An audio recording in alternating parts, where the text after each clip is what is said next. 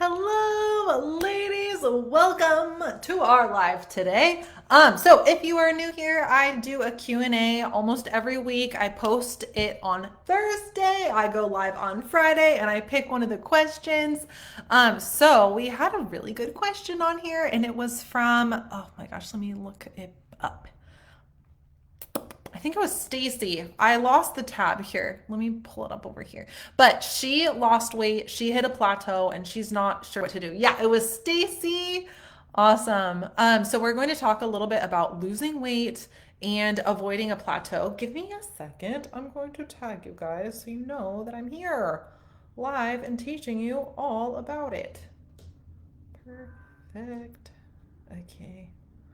Almost done, everybody. And then I'm going to get into our training.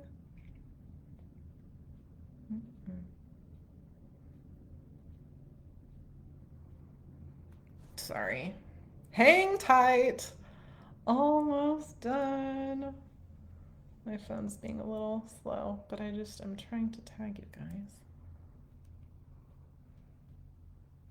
Okay, good, good, good. You guys, thanks for being patient with me. Okay.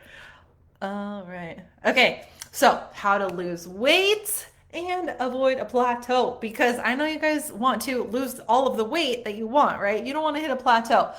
So we're going to dig in and talk a little bit about this. And most of you guys know, if you've been watching my content for a little bit, I talk a lot about calorie deficits, how to get into one. But the most important thing overall is that you are in a calorie deficit, and that's what will guarantee you to lose the weight. So if you have no idea how to get into a calorie deficit, you can comment guide or message me guide if you are on Instagram. And I'll send you a free guide to figure out how to get into your own personal calorie deficit. So, digging into everything, weight loss in general, it's not one set calorie goal. It's not like you go into a calorie deficit of X amount and you set it and forget it because your body is changing throughout this process. So it doesn't stay the same. So if you think about it, you start out bigger, right? You are a bigger person when you start your calorie deficit, when you start your weight loss journey. And as you go through it, you're hopefully, losing weight and you're becoming a smaller person. And with that, you have to adjust your calories to continue to see success. So if you think about it, let's say there's a woman and she's 230 pounds or so, and her deficit might be maybe like 1750 or 1700 calories. I'm picking random numbers. That's not set in stone. Everybody's a little bit different. But let's say she starts at 230, she's eating 1700 calories a day and she's losing weight, she's feeling good. So down the road, as she loses weight, she might need to decrease. She might need to go to like 1600 calories or 1500 calories as she's losing weight. Because if you think about a 230-pound woman compared to a woman that's 170 pounds, that's a very, very big difference. And let's say she's 170, but she wants to lose a little bit more. Maybe she wants to get to 160, for example. So she needs to lower her calories. So that's why it's not one calorie goal. It's not like you set it and forget it, because if you do that, you're going to slow down your weight loss. It's going to slow down. You're not going to lose all of the weight that you want, and your body and your metabolism will adapt to that number, okay? Which leads me to my next topic. So the metabolism can adapt to how much food you're giving it. And if you are a woman, I used to feel like this, so I like to talk about this a lot. If you feel like you have a slow metabolism, if you feel like you have a broken metabolism, if you feel like your metabolism is crap, it's not.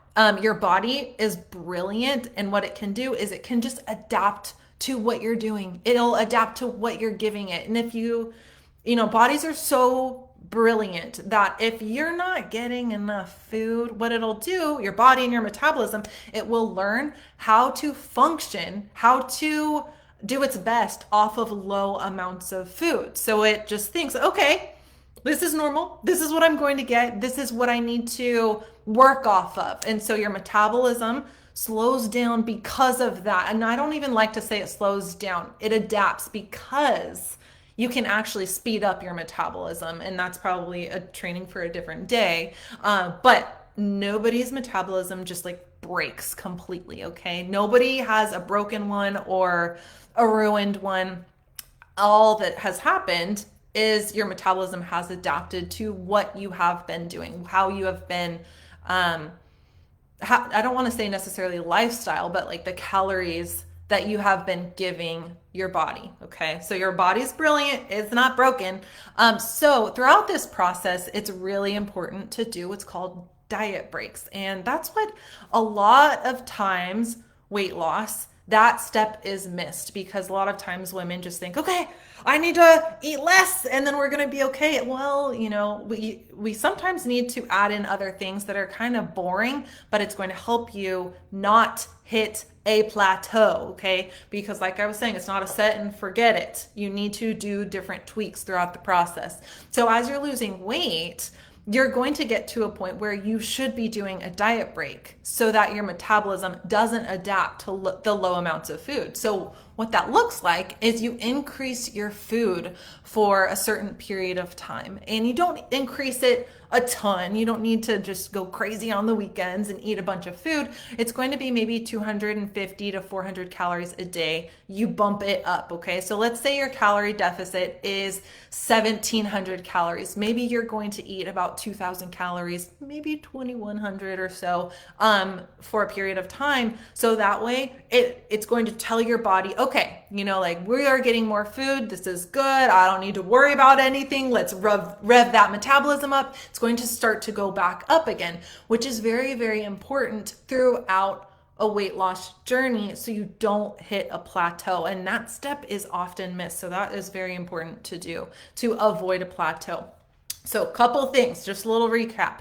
You need to do diet breaks, which I just explained. And also you might need to decrease your calories because you are turning into a smaller person. So those two things need to be done because it's not a set it and forget it for your calories, okay? And it was Stacy that brought this up. Stacy has been killing it. She lost 120 pounds. She did this on her own. It was just a question. But she feels like she is so completely stuck and she wants to lose 50 more pounds. And this concept goes for everybody. It goes for a woman that wants to lose 30 pounds. It goes for a woman that wants to lose 60 pounds. You need to apply this because if you just go throughout the process and you ignore these things, you might hit a plateau before you want to. Maybe you're able to lose 15 pounds, but you really, really wanted to lose closer to 30 or closer to a different number. So that's why it's really important to do those two things, okay?